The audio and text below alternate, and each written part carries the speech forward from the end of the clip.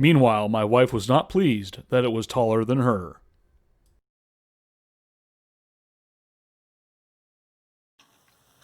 I was going to make this a decent video, but I don't have the time.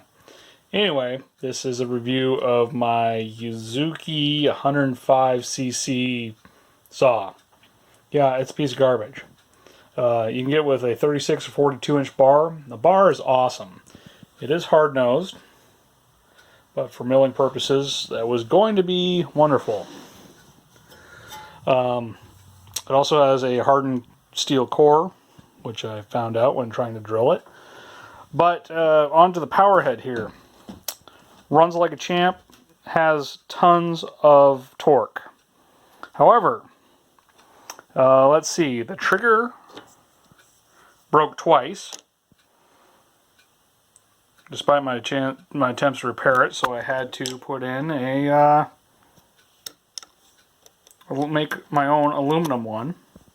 The wires keep falling off of this kill switch because it's the wrong terminal to make this 90-degree corner. Tried hot gluing them on, but that came loose after running it. Let's see, what else? Where this wire passes through the case for the spark plug, there was overmolding that was cutting into it.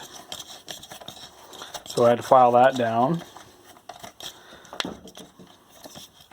And then inside the intake here, down in here, there was so much overmolding, it was blocked off.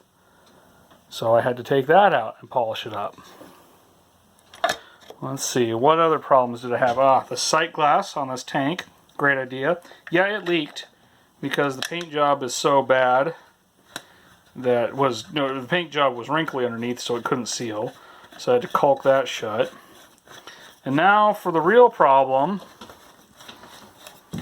After making one rip cut with it, the clutch, which is behind this disc, has decided to spin on the crankshaft.